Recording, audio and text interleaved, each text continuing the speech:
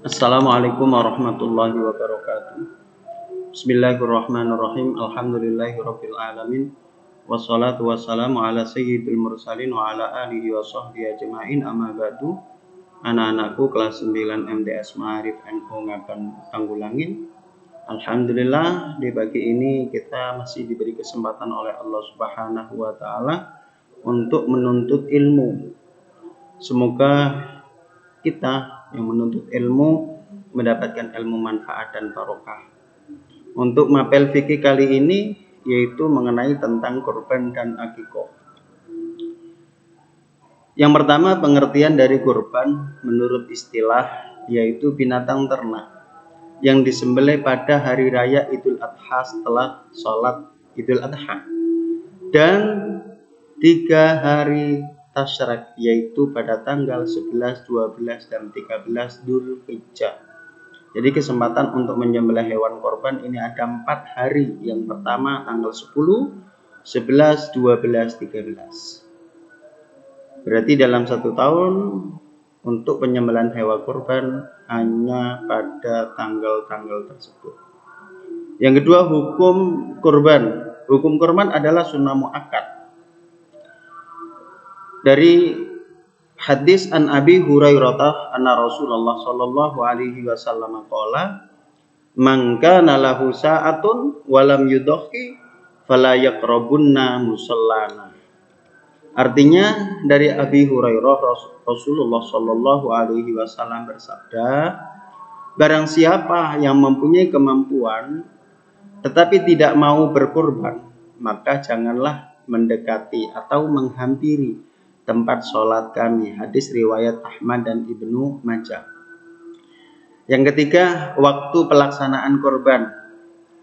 Waktu pelaksanaan korban dimulai pada tanggal 10 Dzulhijjah ketika masuk waktu sholat duha.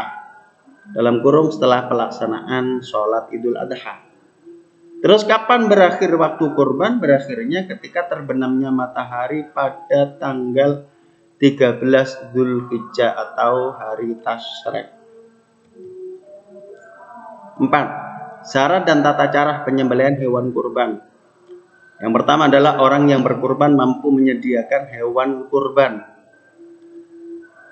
Yang B, hewan kurban harus yang satu. Poin 1, tidak sakit, PC atau buta. Jadi keadaan hewan harus benar-benar sehat. PC atau buta ini adalah buta 1. Jadi yang mungkin yang kanan, mata yang kanan atau mungkin mata yang kiri ini tidak bisa melihat atau keduanya. Terus juga tidak diperkenankan untuk dijadikan sebagai hewan korban yaitu hewan yang pincang, kurus atau cacat. Nah, terus bagaimana? Ini biasanya terjadi kalau putus sungunya atau tanduknya, ya tetap tidak diperbolehkan untuk dijadikan sebagai hewan kurban. Yang B, yang 2 yaitu telah cukup umur. Jadi benar-benar hewan tersebut sudah cukup umur.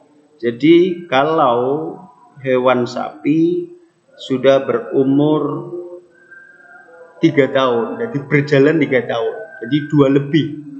Begitupun pula pada kambing, yaitu sudah bahasa orang Jawa poel, yaitu lebih dari 2 tahun atau dalam 3 tahun berjalan.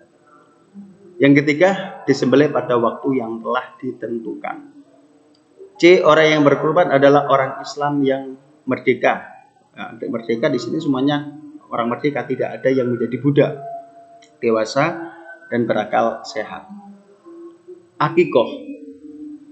Pengertian dan hukum akikoh menurut istilah akikoh yaitu menyembelih binatang pada hari ke-7 setelah kelahiran anak dengan ketentuan untuk anak laki-laki 2 ekor kambing dan untuk anak perempuan 1 ekor kambing.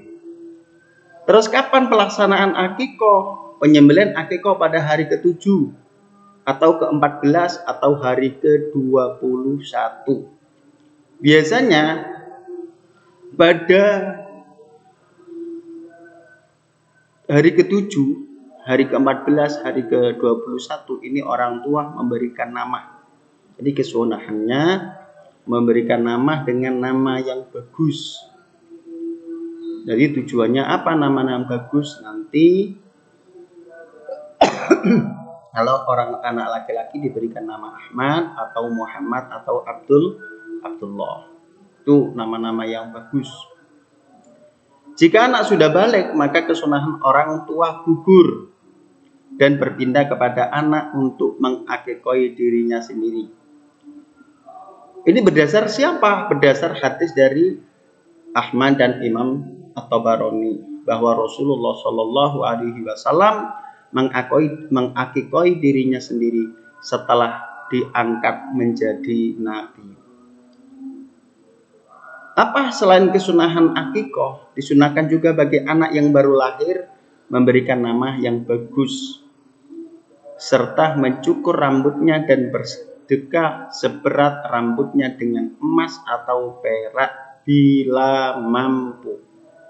Jadi ketika anak sudah berumur 7 hari, rambut bawaan dari janin ini dipotong atau dicukur. Setelah dicukur nanti ditimbang seberapa berat rambut tersebut, berapa gram, nanti gramnya itu dirupakan emas atau perak. Terus dari emas atau perak itu disedekahkan kepada fakir miskin sekitar. Nah, sangat berbeda. Kalau akikoh pemberian itu diberikan secara masak. Kalau kurban diberikan mentah. Jadi itu bentuk salah satu dari perbedaan antara akikoh dan kurban. Untuk anak-anak tugas mandiri bikin tabel yang isinya perbedaan antara akikoh dan kurban. Pak Muntaha berpesan, tolong jangan tinggalkan sholat 5 waktu dan baca Al-Quran. Pak Muntaha berdoa semoga kalian mendapatkan ilmu manfaat dan barokah. Amin. Akhiran, ihdinas siratal mustaqim. Wassalamualaikum warahmatullahi wabarakatuh.